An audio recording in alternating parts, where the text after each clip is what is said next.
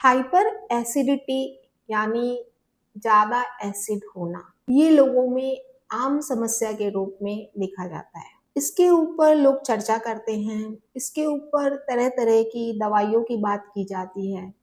लेकिन क्या आपको पता है कि लो एसिडिटी इससे भी बड़ी समस्या है, लेकिन हम उसके ऊपर अपना ध्यान आकर्षित नहीं कर पाते क्योंकि हम सोचते ही नहीं हैं कि ये भी एक समस्या हो सकती है। सबसे बड़ी बात, इन दोनों ही केस में सिम्टम्स बहुत से एक जैसे हैं, जैसे कि एसिड का ऊपर की तरफ आना। ये सिर्फ हाइपर एसिडिटी में ही नहीं होता, लो एसिडिटी के कारण भी ऐसा होता है। क्योंकि जब लो एसिडिटी आपकी है तो एसिड की क्वांटिटी लो होने के कारण आपका ऊपर का बल्ब बंद नहीं होता, और बंद नहीं होने के कारण भी आपका एसिड रिगर्सन होता है। सोच रहे होंगे कि फिर इसका ट्रीटमेंट क्या है, लेकिन हम इसके पहले लो एसिडिटी के कुछ सिम्टम्स के बारे में बात करते हैं। अगर आपकी एसिडिटी लो है, यानी आपकी जठराग्नि कम हो गई है किसी भी कारण से, तो आपको बहुत गैस बनेगी, आपका पेट हमेशा फूला फूला रहेगा। जैसे ही आप खाना खाएंगे आपका पेट आपको लगेगा भर गया, और वो बहुत जल्दी खाली नहीं होगा।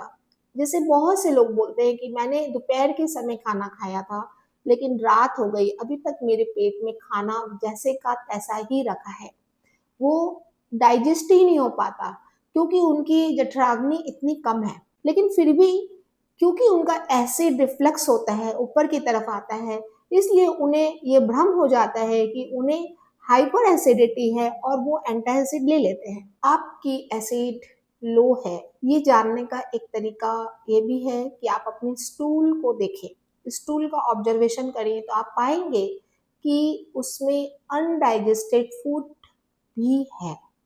अगर उसमें अनडाइजेस्टेड फूड है, इसका मतलब आपका खाना पेट में पूरा पच नहीं रहा है। और ऐसे इसके और एक सिम्टम है कि कितनी बार खाना खाने के बाद ही आपको एक नॉजिया फीलिंग होने लगती है और आपको अच्छा नहीं लगता, आप खाना ही नहीं चाहते इस फीलिंग के डर से। अगर आप लॉन्ग टर्म में देखें, अगर आपका एसिड लो है, आपकी जठराग्नि लो है, आपको भूख नहीं लगती, आपका खाना नहीं पचता, आपको बहुत गैस बनती है, तो इन सब का लॉन्ग टर्म इफेक्ट ये आता है कि आपकी फुल बॉडी ही वीक हो जाती है, आपको एनर्जी लेवल बहुत कम रहता है, आपको नींद ज़्यादा आती है।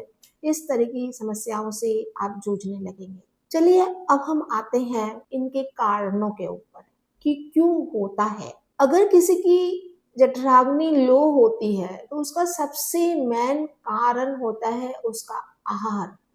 अगर उसने गलत खान पान गलत टाइम पर किया है तो जठराग्नि लो होने का बहुत ही ज़्यादा चांस रहता है। जैसे कि अभी ट्रेंड चला हुआ है कच्चे खाने का, जैसे न्यू डाइट सिस्टम या फिर वीआईपी डाइट सिस्टम मार्केट में बहुत चला हुआ है। हर किसी को लगता है कि ये डाइट सिस्टम हम फॉलो कर ले तो हम पूरे ठीक हो जाएंगे। किसी को कोई भी बीमारी हो तो कुछ दिन तक इन डाइट सिस्टम को फॉलो करने से उसे अच्छा लगता है, उसके हेल्थ इश्यूज ठीक होने लगते हैं, उसे आराम मिलता है।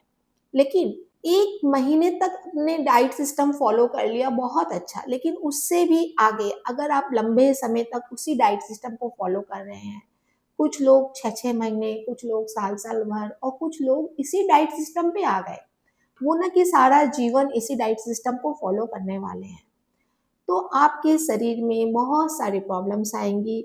उसमें से एक मेन प्रॉब्लम है जठराग्नि का सुस्त हो जाना, लो हो जाना, एसिड का लो हो जाना, आपके डाइजेशन पावर का लो हो जाना। तो इसको हम थोड़ा सा और डिटेल में समझते हैं। जैसे कि आप समझिए न्यू डाइट सिस्टम में आपको एडवाइस की जाती है कि सुबह उठते ही आपको खाली पेट बहुत सारा ग्रीन जूस पी लेना है।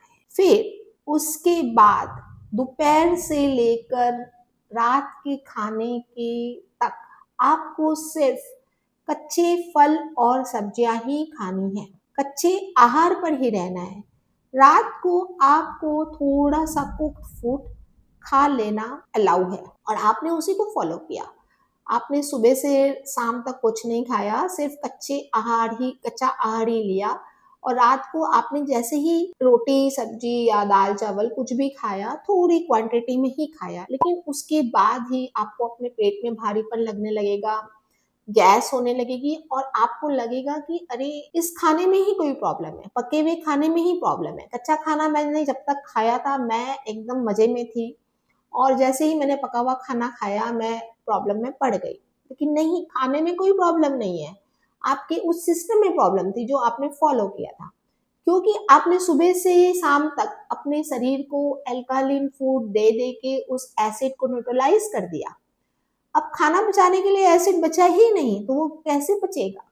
वो पेट में ही पड़ा रहेगा काफी समय तक और बहुत ही स्लो प्रोसेस में पचेगा, और इसके बीच में आपको बहुत सारी गैस, वर्पिंग, ब्लॉटिंग सब कुछ होगा, और आपके फूड में आपके स्टूल में अनडाइजेस्टेड फूड भी निकलेगा। तो अब आप पूछेंगे कि इसका सॉल्यूशन क्या है? इसका सॉल्यूशन, सबसे पहले अपने आहार को चेंज कीजिए। इतना कच्चा खाना मत खाइए। कच्चा खाना बहुत अच्छा है, हर कोई जानता है, लेकिन उसकी एक सीमा है।